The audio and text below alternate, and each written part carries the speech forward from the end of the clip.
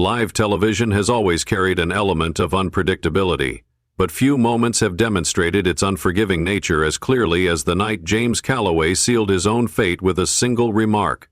Millions of viewers tuned in expecting nothing more than another routine political debate, but within minutes, the conversation would spiral into something far more consequential. Calloway, a seasoned TV host with over 2 decades of experience, had made a career out of grilling politicians, cutting through spin and maintaining control over every interview. He was sharp, relentless, and a dominant force in the world of televised political discourse.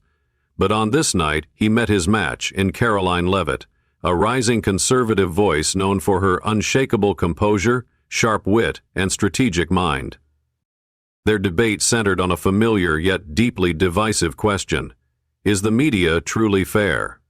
What began as a standard discussion of media bias quickly escalated into an intellectual clash, with both participants holding firm. Karoline countered Calloway's challenges with precision, refusing to be cornered or intimidated.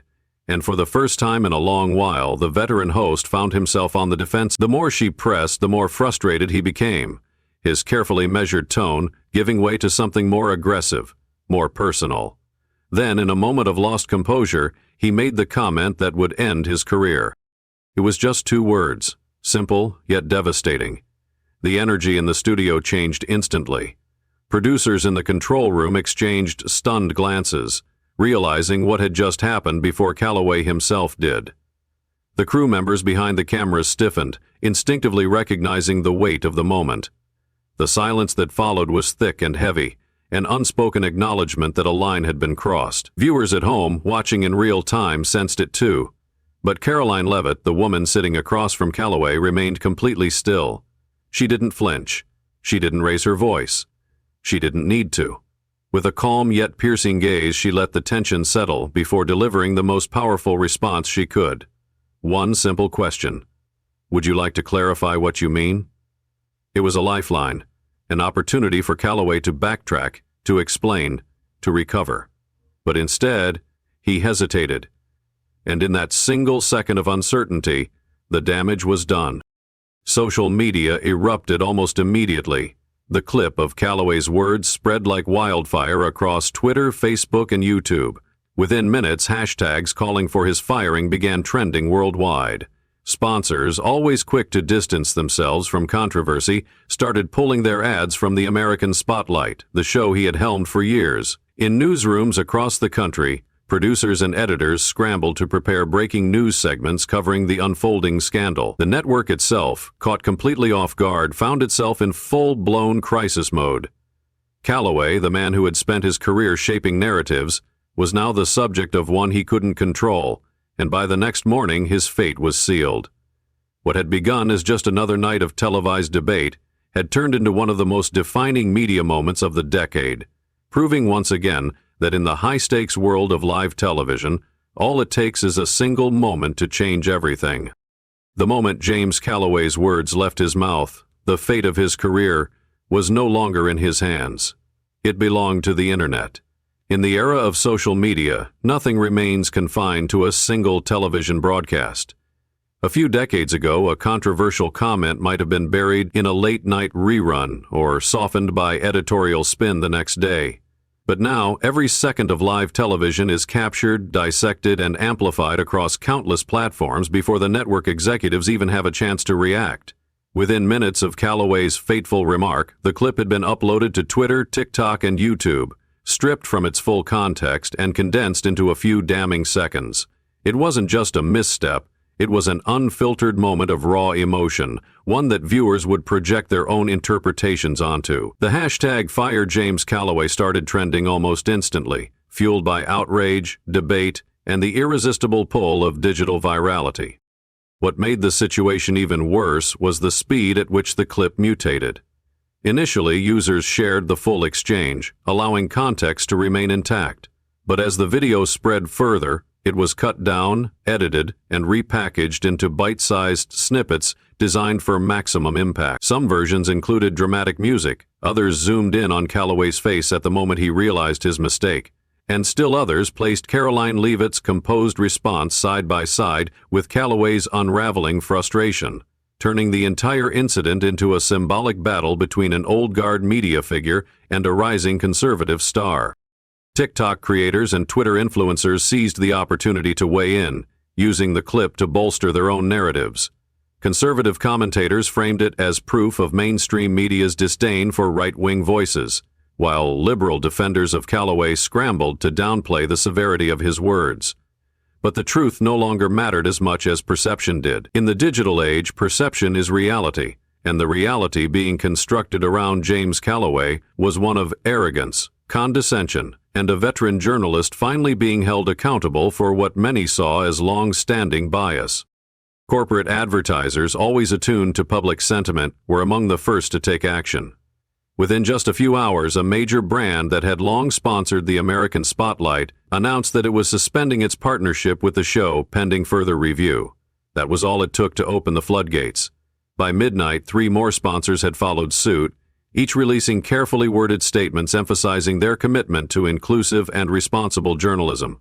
Internally, the network was thrown into chaos. Executives who had gone home expecting nothing more than another standard debate were now being woken up with urgent phone calls from public relations teams, warning them of the firestorm erupting online. The network's email inbox was being flooded with complaints. Viewers were threatening boycotts, and even mainstream news outlets were beginning to report on the controversy. By the next morning, the situation had spiraled into something far beyond a single TV segment. Every major news network had picked up the story, not just conservative outlets looking to capitalize on Calloway's downfall, but even left-leaning publications that typically would have defended one of their own.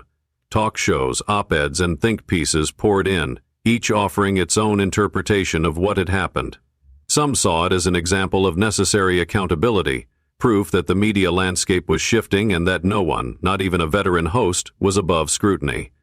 Others decried it as yet another example of cancel culture running rampant, where a single moment of frustration could erase an entire career.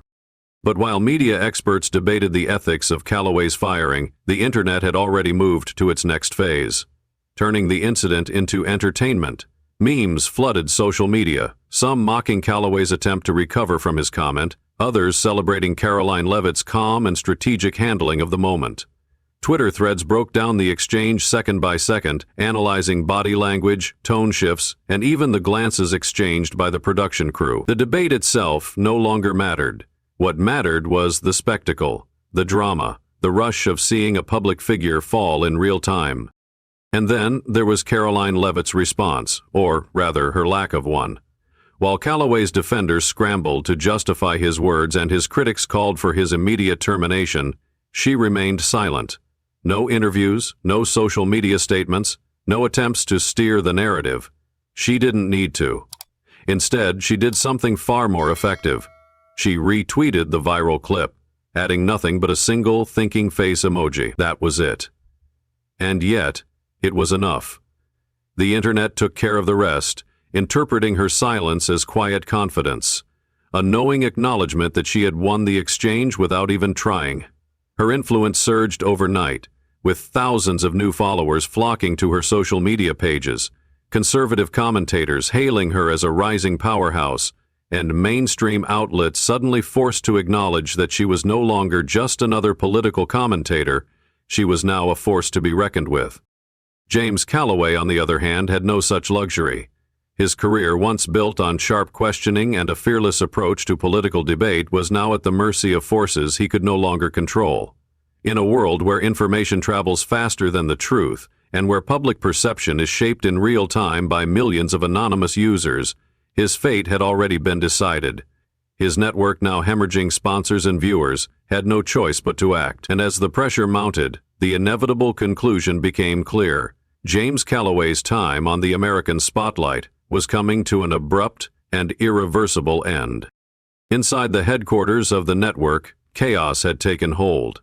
What had started as a routine political debate had transformed overnight into a full-blown crisis, and executives were scrambling to contain the fallout. The moment James Calloway's remark went viral, their inboxes were flooded with complaints, their phone lines jammed with reporters seeking statements, and most critically their advertisers, who had long been the financial backbone of the American spotlight, were reconsidering their commitments. The show had weathered controversies before, but this was different. This wasn't just an unpopular opinion or a heated debate. It was a defining moment that had crossed into something larger. The pressure wasn't just coming from angry viewers. It was coming from corporate sponsors, political commentators, and rival networks who were seizing the opportunity to turn Calloway's downfall into a national discussion. The executives knew what was at stake. If they hesitated, they risked alienating their sponsors. If they acted too quickly, they might be seen as caving to an outrage mob. But time was not on their side, and neither was public opinion. The network had initially hoped that a carefully worded statement would be enough to diffuse the situation. The PR team drafted a message emphasizing the network's commitment to journalistic integrity, vaguely acknowledging the concerns raised while offering no definitive action. The strategy was simple: wait and see. Perhaps the outrage would die down, or perhaps another scandal elsewhere would shift public attention, but it became clear within hours that this wasn't just another fleeting controversy. The clip of Calloway's remark continued to dominate social media. Conservative commentators were dissecting it as proof of media bias, and mainstream outlets were treating it as an unfolding disaster. And then, the sponsors started pulling out. One by one, they issued statements, announcing their withdrawal from the American spotlight, citing their commitment to fairness, inclusivity, or simply an unwillingness to be associated with controversy. The financial repercussions were impossible to ignore. Each lost sponsor meant millions of dollars in ad revenue disappearing, and suddenly, the network's calculations changed. Calloway wasn't just an employee. He was now a liability. An emergency meeting was called, with the highest-ranking executives in attendance. Some argued that Calloway, with his decades-long career, deserved a chance to apologize, to clarify, to reclaim control of the narrative. Others were more pragmatic. The brand was bigger than any one person, and if Calloway's presence threatened its survival, he had to go. The discussion was brief, because by that point, the outcome was inevitable. At 3 p.m., the network released its final statement. Effective immediately, James Calloway is no longer affiliated with this network. We thank him for his years of service and wish him the best in his future endeavors. The wording was impersonal, clinical, and absolute. There was no defense of his character, no justification, no attempt to salvage his legacy. The decision was final. As the news broke, reactions poured in from every direction. Some celebrated the decision, viewing it as long overdue accountability for a media figure they believed had operated with unchecked bias for years. Others decried it as another instance of cancel culture, arguing that Calloway had been sacrificed to appease an outrage-driven mob. Conservative commentators turned the firing into a rallying cry, pointing to it as evidence of a media establishment that punished those who didn't conform to its ideological standards. Meanwhile, rival networks covered the story relentlessly, analyzing every step of Calloway's downfall, ensuring that his name remained in headlines for days. But amid all the noise, one person remained notably silent: Karoline Leavitt. She did not issue a statement, nor did she make the rounds on television to discuss the controversy. Instead, she let the internet do the talking for her. Without saying a word, she had emerged as the clear winner in the exchange, her composure and restraint standing in stark contrast to Calloway's unraveling. Calloway, on the other hand, was nowhere to be found. He did not appear on television to defend himself, nor did he release an immediate response. He had gone from one of the most recognizable figures in media to an outcast overnight. But if anyone thought this was the end of James Calloway, they were mistaken. Because in an era where controversy could be turned into opportunity, Calloway was already planning his next move. His career in mainstream television was over, but his fight was just beginning. James Calloway's firing was more than just the downfall of a television host. It was a moment that exposed deeper questions about the power of modern media, the role of bias in journalism, and the growing debate over accountability versus cancel culture. The fallout from his remarks was not simply about one man losing his job. It was a reflection of the broader tensions that have been building for years. The media landscape has long been a battlefield where different ideological perspectives clash. But this incident brought those underlying conflicts to the surface in a way that few controversies had before. At its core, this was not just about whether Calloway had said something inappropriate. It was about whether his words confirmed what many already suspected, that mainstream media figures, despite their claims of neutrality, often hold unspoken biases that shape public discourse. For conservatives, Calloway's firing was proof of the double standards at play in media institutions. Many argued that if a conservative host had made a similar comment about liberals, the outcome would have been different, that the backlash would have been dismissed as an overreaction, or that the host would have been given a chance to clarify. To them, this was a clear example of ideological bias, where those who hold progressive viewpoints are protected while those who challenge the status quo are punished. It fueled an ongoing narrative that mainstream media was no longer a neutral space for debate, but rather an institution that served a particular political agenda. On the other side, those who supported Calloway's firing saw it not as an act of ideological suppression, but as a necessary step toward accountability. They argued that the media plays a crucial role in shaping public perception, and that figures like Calloway, who command massive platforms, must be held to higher standards. Words have consequences, they insisted, and when a journalist or commentator makes statements that alienate or demean an entire group, there must be repercussion. To them, this wasn't about suppressing free speech. It was about maintaining journalistic integrity. No one, regardless of their status or experience, should be above consequences when they cross a line. But this argument led to another, more complex question. Who gets to decide where that line is? And how do we differentiate between legitimate accountability and reactionary censorship? The rapid escalation of Calloway's controversy, from a single remark to an irreversible career-ending event, raised concerns about the way public outrage now dictates professional consequences. In a world where social media amplifies scandals at lightning speed, does due process still exist in the court of public opinion? Should someone's decades-long career be erased by a single moment of misstep, no matter how severe? This event also reignited discussions about the role of corporate influence in journalism. Calloway wasn't just removed because of public sentiment. He was removed because advertisers pulled out, because the financial interests behind the network deemed him a liability. It highlighted a hard truth about modern media, that ratings and sponsorships often dictate editorial decisions more than ethical considerations do. If public backlash can shape hiring and firing decisions so quickly, then who really controls the media, the networks or the audience? And if it's the audience, are we entering an era where emotional reactions rather than facts and principles determine the fate of media professionals? These are the questions left in the wake of Calloway's firing, and they are questions that won't go away anytime soon. Because while James Calloway may no longer be on television, the debate over his downfall is far from over. While the media world erupted in debates, headlines, and social media firestorms over James Calloway's firing, one person remained remarkably quiet: Karoline Leavitt. Unlike the commentators, activists, and corporate executives scrambling to control the narrative, she made no public statement condemning Calloway, nor did she claim victory in what many were calling one of the most defining media moments of the year. She didn't need to. Instead, she executed one of the most strategic moves possible. She let silence do the talking. In the digital age where everyone rushes to put their spin on events, where the loudest voices dominate public discourse, Karoline understood the power of restraint. Rather than inserting herself into the fray, she simply retweeted the viral clip of the debate with nothing but a single thinking face emoji. That was all it took. The internet did the rest.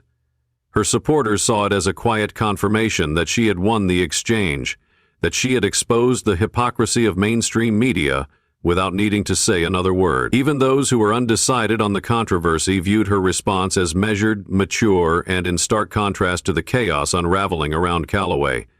In a world where public figures often overplay their hands, she played it perfectly. Her silence also sent a deeper message, one that resonated with conservatives who had long felt dismissed by mainstream institutions. She had gone toe-to-toe with one of the most experienced television hosts in the country and had not only held her ground, but had emerged stronger. She didn't gloat, didn't play the victim, and didn't exploit the moment for personal gain. She simply allowed the world to see what had unfolded and trusted that people would draw their own conclusion. And they did. Within days, her social media following surged. Her name was being mentioned in major conservative outlets as a rising star, and political commentators began speculating about her future in media and politics. While Calloway's career was collapsing, hers was skyrocketing, and she didn't even have to lift a finger. Even in mainstream outlets that were hesitant to fully endorse her, there was a newfound respect for her poise under pressure. The contrast between her and Calloway could not have been more striking. While he had unraveled in the heat of the moment, she had remained unshaken, choosing her words carefully, never allowing herself to be provoked, and delivering the most devastating response not through anger, but through calm and precise questioning. When she asked, "Would you like to clarify what you mean?" it wasn't just a question, it was a trap that Calloway willingly walked into. And once he had, she simply stepped back and let the weight of his own words bring him down. Her handling of the situation also proved something deeper about the shifting power dynamics in media. For years, figures like Calloway had been the gatekeepers of public discourse, controlling the narrative through aggressive questioning, selective framing, and editorial authority. But in that moment, Karoline flipped the script. She didn't need to overpower him, she simply refused to play by his rules. And in doing so, she demonstrated that the influence of mainstream media giants was no longer as absolute as it once was. The public, not the networks, would decide who won the debate. In the aftermath of the controversy, while Calloway's supporters decried his firing as an attack on free speech, and his critics celebrated it as long overdue accountability, Karoline stayed focused. She did not indulge in the drama, nor did she try to stoke further division. Instead, she continued making appearances, giving interviews, and reinforcing the image that had now been cemented in the public's mind. Karoline Leavitt was a force to be reckoned with, and as the dust settled on Calloway's downfall, she didn't just emerge as the winner of a single debate. She walked away as the symbol of something far greater, the changing balance of power in political media, where the old guard no longer dictated the rules, and where those who remained steady under pressure would ultimately shape the future. The fallout from James Calloway's firing was immediate and unrelenting, but it was far from one-sided. As news of his termination spread, the country found itself split into two opposing camps, those who saw it as justified accountability and those who viewed it as yet another case of cancel culture spiraling out of control. For many, Calloway's firing was inevitable. His words had crossed a line, confirming what they believed to be the unspoken bias of mainstream media figures who claim objectivity while secretly holding disdain for conservative viewpoints. To this group, his downfall was not just deserved but necessary, a warning to media elites that they were no longer untouchable. If a prominent journalist could openly dismiss millions of Americans with a single remark, then he had no business shaping public discourse. His firing wasn't an attack on free speech, they argued, but a moment of long overdue reckoning in an industry that had long insulated itself from consequences. But others saw the situation very differently. To them, Calloway's firing was a troubling example of just how much power outrage culture had over corporations and institutions. A single sentence had ended a decades-long career, not through careful deliberation or due process, but through an online firestorm that forced a network's hand before the dust could even settle. Conservative commentators pointed out that if the roles had been reversed, if a right-leaning host had made a sweeping generalization about liberals, the media response might have been far more forgiving. They saw Calloway's termination as proof of an ideological double standard, where one side of the political spectrum was given leniency while the other was swiftly punished. To them, this wasn't about accountability, it was about control. It was about silencing dissenting voices and enforcing a rigid narrative where only certain perspectives were deemed acceptable. The debate wasn't just happening on social media or among political pundits. It was unfolding in homes, workplaces, and communities across the country. Families argued over dinner tables, co-workers debated in break rooms, and news anchors dissected the implications on primetime television. Was Calloway's firing a necessary correction, ensuring that journalists remained responsible for their words, or was it a dangerous precedent, where public figures could be erased overnight for a moment of lost composure. Even those who agreed that Calloway's comment had been inappropriate wrestled with the implications of how quickly the backlash had escalated.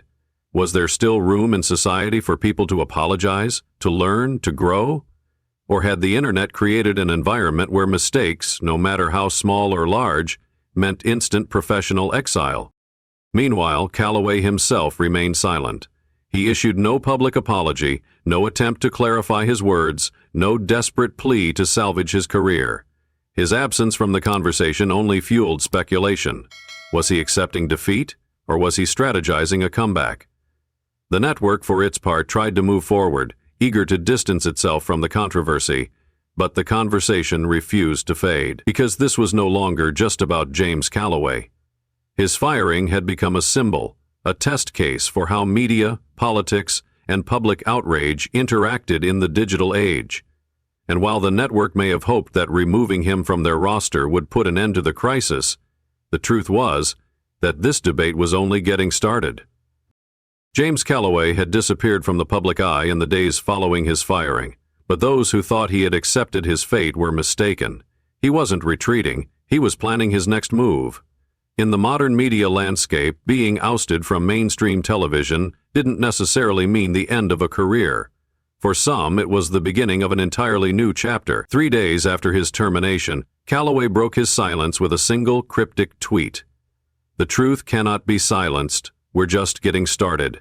Attached was a link to a new website, The Calloway Report, an independent news platform promising to provide uncensored, unfiltered journalism outside the grip of corporate media. The announcement sent shockwaves through both his supporters and critics. Within hours, his site was flooded with traffic, and his video statement, just a simple, raw recording of him speaking directly to the camera, racked up millions of views. "I lost my job over a single sentence," Calloway said, his voice steady but firm. "But this isn't just about me. It's about what happens when you challenge the narrative. When you step out of line, they erase you. If they can do this to me, they can do it to anyone." The message was clear. He wasn't just fighting for his own reputation. He was positioning himself as a symbol of resistance against what he called the growing intolerance of the mainstream media. His audience, already primed by the controversy, rallied behind him.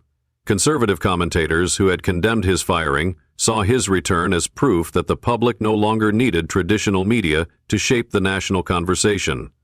Donations poured in to support his new platform, and within days, Calloway's independent venture had gained more subscribers than the American Spotlight had viewers on its final broadcast.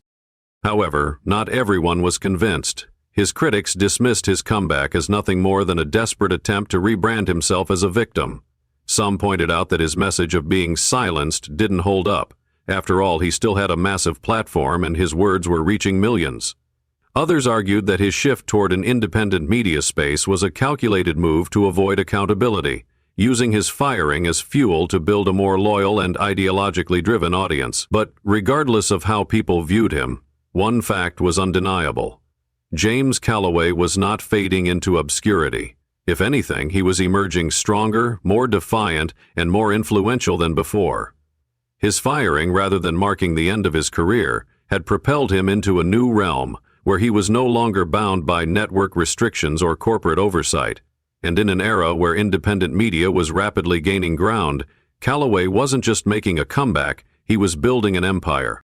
James Calloway's downfall and subsequent comeback were not just about one man's career.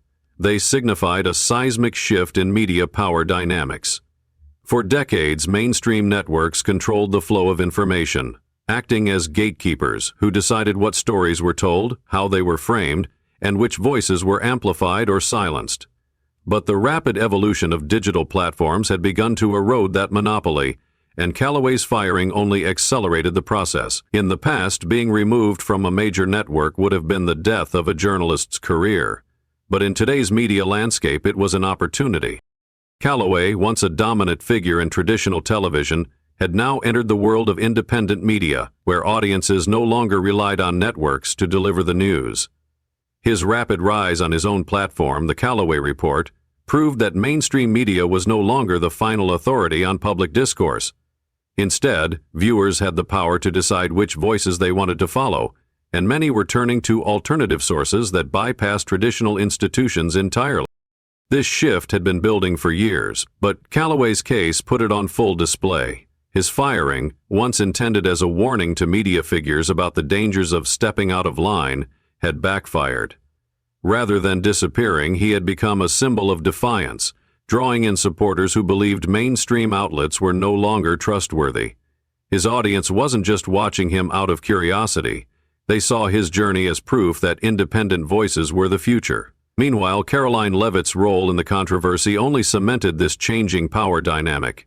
She had gone up against a veteran television host on his own turf, exposed his weaknesses, and walked away stronger than ever.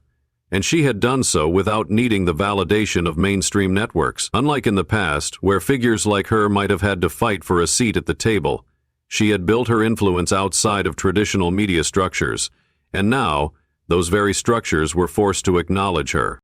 The network executives who had fired Calloway in an attempt to protect their brand now faced an uncomfortable reality. Their decision had not erased him, nor had it silenced the growing movement of alternative media voices. If anything, it had demonstrated to millions of viewers just how fragile the old system had become. The public no longer trusted networks to be impartial, and the more they saw figures like Calloway and Leavitt rise through independent platforms, the more they questioned the authority of traditional journalism. The power had shifted. No longer was it just networks dictating what the public consumed. Now, the public was choosing for themselves, and in this new era, where influence could be built outside of corporate-backed media, the real question was no longer who controlled the news, but whether mainstream media could survive at all. The fallout from James Calloway's firing and the media storm that followed underscored a fundamental truth about modern society. Public opinion is now one of the most powerful forces shaping the fate of individuals, institutions, and even the media itself. Decades ago, the public relied on newspapers and television networks to interpret events for them, to filter through information and present a polished version of reality. But today, that dynamic has flipped. News no longer just informs the public actively shapes the news. Calloway's career was not undone by a formal investigation, nor by any internal review of his conduct. It was undone in real time by the audience, by the thousands of voices on social media who dissected his words, clipped his remarks into viral moments, and applied immediate pressure on advertisers and executives to take action. Whether justified or not, his firing was proof that no journalist, no matter how established, was safe from the rapid judgment of the masses. Yet this case also raised deeper questions about the consequences of such power. If one sentence could erase a decades-long career, where was the line between accountability and overreach? Were public figures being held to a higher standard? Or were they now at the mercy of fleeting outrage cycles that left no room for nuance or redemption? The people who cheered Calloway's removal saw it as a necessary correction, a moment where the public held the media to the same scrutiny it so often applied to others.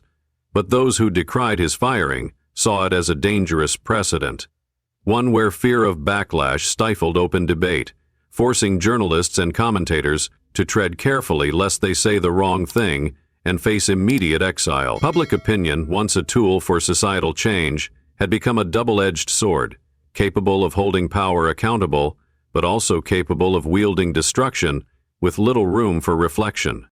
At the heart of this discussion was the question of whether the media was still a neutral arbiter of information or if it had become something else entirely, a reflection of whatever narrative the loudest voices chose to push. The very institutions that once dictated public discourse now found themselves scrambling to respond to it, often reacting not with careful consideration, but with swift, performative decisions designed to quell outrage before it spiraled further. Calloway's firing wasn't just about him.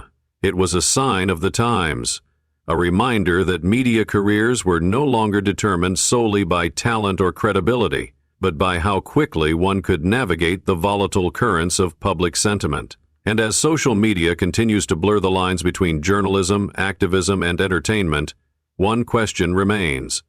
Are we as a society ensuring accountability, Or are we simply handing over the power of judgment to an audience that may not always consider the full picture?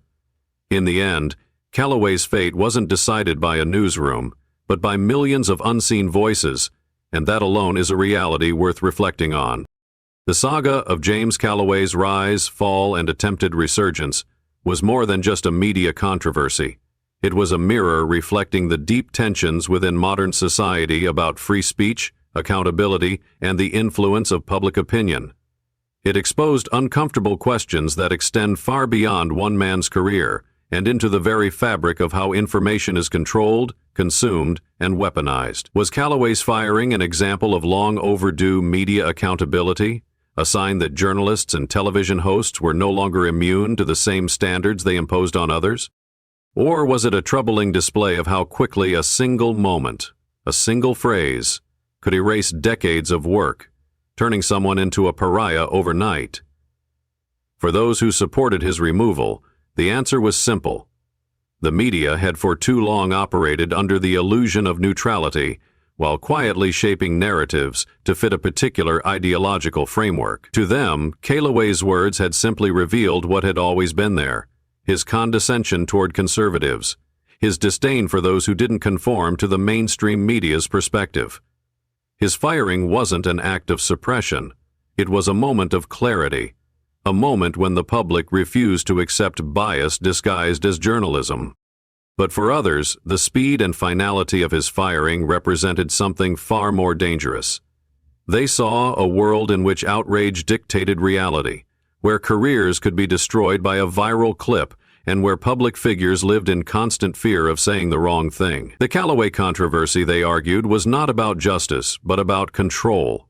A stark reminder that the media landscape was no longer guided by principles of debate and open discourse, but by the emotional reactions of an online audience that demanded immediate consequences. In this view, Calloway's downfall was not a victory for truth, but a warning of the precarious nature of modern speech, where the line between accountability and censorship was becoming increasingly difficult to define. And in the background of it all, a larger question loomed: who truly held power in this new media age? Was it the networks, the journalists, the corporations that funded them? Or was it the masses on social media who now had the ability to pressure, to boycott, to amplify or erase voices with the click of a button? At the center of it all was Karoline Leavitt, the young conservative figure who had faced down a veteran journalist and emerged stronger than ever. Her calm, measured response had made Calloway's unraveling all the more glaring, and her silence afterward had allowed the moment to take on a life of its own. She hadn't needed to fight for the narrative. It had written itself, and as Calloway struggled to reclaim relevance through his independent media venture, Leavitt continued her rise, proving that in this new world those who remained steady in the storm could ultimately reshape the battlefield in their favor. But even as the dust settled, one undeniable truth remained: this would not be the last time something like this happened. The media landscape had changed, and with it the rules of engagement. The next controversy, the next viral moment, the next public figure to rise or fall. It was all just a matter of time, and when it happened, the same question would surface once again. Was this justice, or was it simply another example of the ever-growing power of public outrage? Perhaps the real lesson of James Calloway's downfall was not about him at all, but about the world we now live in, where perception is reality, where silence can be more powerful than words, and where the court of public opinion has become the ultimate judge, jury, and executioner. The story of James Calloway's downfall and the firestorm that followed carries valuable lessons that extend beyond the world of media and politics. It serves as a powerful reminder of how quickly public perception can shift, how easily a reputation built over decades can be dismantled in a single moment, and how society has changed in its approach to mistakes, accountability, and redemption. For older generations who have seen the evolution of journalism, from the era of respected news anchors delivering carefully vetted stories to today's fast-moving digital landscape, the shift is stark. News is no longer just reported. It is shaped, amplified, and judged in real time by millions of voices. This raises an important question. Are we fostering a culture of true accountability, where people are held responsible for their words and actions, Or are we creating a world where the fear of making one mistake prevents open and honest conversation? One key lesson is the importance of measured speech. In an era where everything can be recorded, clipped, and shared without context, words carry more weight than ever before. A single offhand remark can be interpreted in ways never intended, leading to consequences that may seem disproportionate. This is a lesson not just for public figures but for everyday people as well. Whether speaking in a workplace, posting online, or having a conversation with friends, it is essential to consider how words might be received. At the same time, society must also ask itself whether it is leaving room for understanding, discussion, and even forgiveness. If people are instantly condemned for a mistake without room for explanation or growth, does that make for a better, more just world? Or does it simply create an environment where fear stifles free expression? Another takeaway is the shifting power dynamic in media. Older generations grew up in a time when newspapers and television networks dictated the national conversation, but today that power has shifted to the public. Social media now plays a decisive role in determining what stories matter, who gets to speak, and who is silenced. This can be both a positive and a dangerous development. On one hand, it holds institutions accountable, ensuring that those in power are not above scrutiny. On the other, it places immense power in the hands of an audience that reacts emotionally, sometimes without knowing the full context. The challenge is learning how to navigate this new reality, how to think critically, question narratives, and avoid falling into the trap of outrage-driven decision-making. Ultimately, the most important lesson is one of balance. Holding people accountable is necessary, but so is fairness. Words have consequences, but so should wisdom and restraint. In a world where information moves faster than ever before, where reactions can be instantaneous and permanent, it is more important than ever to approach every situation with thoughtfulness, patience, and the willingness to seek truth beyond headlines.